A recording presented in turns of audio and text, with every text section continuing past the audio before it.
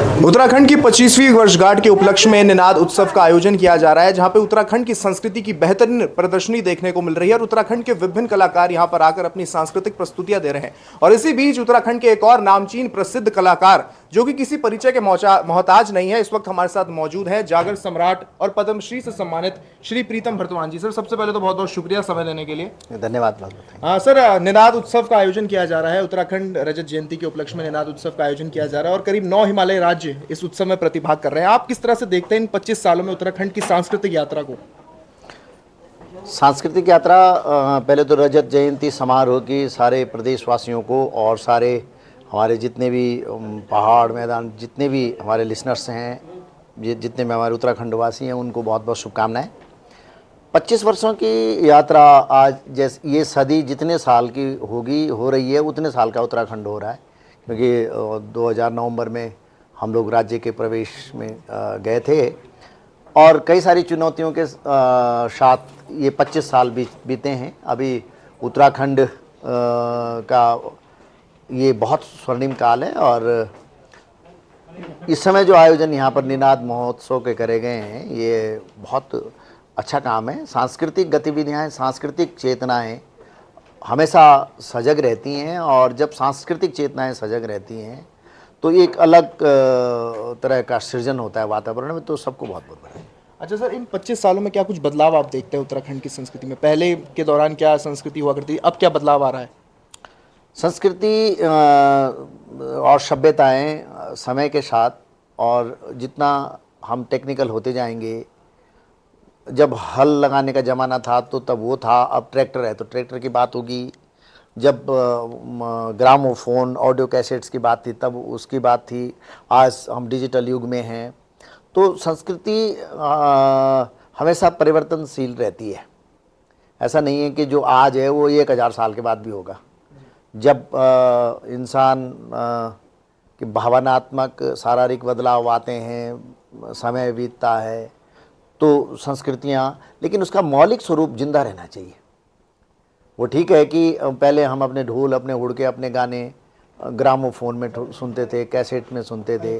आज टाइम बदल गया, अब आज डिजिटल माध्यम में सुन रहे हैं बेशक, लेकिन उसका जो मूल स्वरूप है वो वैसा ही रहे। तो उस तरफ हम लोगों को विशेष ध्यान देना चाहिए और संस्कृति हमारी इस समय तो काफ़ी परवान है। अच्छा सर, उत्तराखंड की संस्कृति की बात करें तो एक हिमालय राज्य है और जब संस्कृति को इमेजिन किया जाता है तो यहाँ का खान पान, यहाँ का पहनावा, यहाँ के पहाड़, इन्हीं का ही जिक्र होता है। जागर कितना महत्वपूर्ण हिस्सा है उत्तराखंड की सांस्कृतिक विरासत का? जागर हिस्सा नहीं है बल्कि जागर ही सब कुछ है। जागर तो शिरोमणि है। जागर ही ये यक्ष, किन्नर, कील, कोल, करात, भीलों की भूमि रही है, देवताओं की भूमि रही है, शंकराचार्य की तपस्थली रही है, बद्रीनाथ भगवान विष्णु जी का शयन स्थान यहाँ है, गंगा का मायका यहाँ है, यमुना का मायका यहाँ है, अलकनंदा, पिंडार, मंदाकिनी, व्यास, सरस्वती, सब कुछ तो यहाँ है। हिमालय देना बैंक है, हिमालय दाता है। तो यहाँ पर शुरुआत से ही देवभूमि रही है, जिनका वार्तालाप रहा है देवताओं से। तो देवी देवताओं के वार्तालाप को लय, ताल और सुरों में और शब्दों में ढालकर जिन कंठों से ये गाए गए हैं, उन्होंने इस संस्कृति सभ्यता को जीवित रखा है, जिसको हम जागर बोलते हैं। हमारे यहाँ सारे गीत भी जो होते हैं वो जागर का ही रूप होते हैं, क्योंकि गीत यहाँ पर धार्मिक गीत होते हैं। तो जागर हिस्सा नहीं बल्कि जागर ही यहाँ का मूल द्योतक संस्कृति का है। अच्छा सर, निनाद महोत्सव का आयोजन किया जा रहा है और करीब 9 हिमालय राज्य यहाँ पे प्रतिभाग कर रहे हैं। आप कैसे देखते हैं, कितना बेहतर मंच है संस्कृति को बढ़ावा देने का? बहुत अच्छा है, अपनी संस्कृति भी दिखाई जा रही है। और हिमालय राज्यों के जैसा आप बता रहे हैं, हिमालय 7000 किलोमीटर में फैला हुआ है, क्षेत्रफल है। तो हिमालय राज्यों की लगभग संस्कृति एक जैसे ही, हमारे रहन सहन, हमारे पहनावे, हमारा खान पान, हमारी बोली भाषा, हमारी जीवन शैली पर्वतीय राज्यों की लगभग एक जैसे ही होती है। क्योंकि मानव जीवन जितनी ऊंचाइयों पे रहता है, वहाँ भौगोलिक परिस्थिति, जो डेमोग्राफी ऑफ लैंड होती है, उसके हिसाब से सबका जीवन यापन एक जैसा ही होता है। भाषाएं थोड़ा भिन्न भिन्न होती हैं और दिनचर्याएँ भिन्न भिन्न होती हैं, लेकिन मूलतः हमारे गाने बजाने के जितने राग होते हैं वो लगभग एक ही जैसे होते हैं। और हिमालय के राज्यों की इतने विराट रूप में उत्तराखंड के रजत जयंती समारोह पर देहरादून में और पूरे उत्तराखंड में इस तरह के जो आयोजन किए जा रहे हैं, ये सराहनीय है। अच्छा सर, आज 25वीं वर्षगांठ के उपलक्ष्य में आज कौन से गीत की आप प्रस्तुति देने वाले हैं? मैं बहुत सारे गाऊंगा और मेरी कोशिश रहेगी कि इस राज्य के 25 वर्ष पूरे होने पर मेरो हिमवंत देश, ये हिमवंत देश कहा गया है, इलावर्त, और इसको क्या कहते हैं, भगवती गौरा का मायका कहा गया है।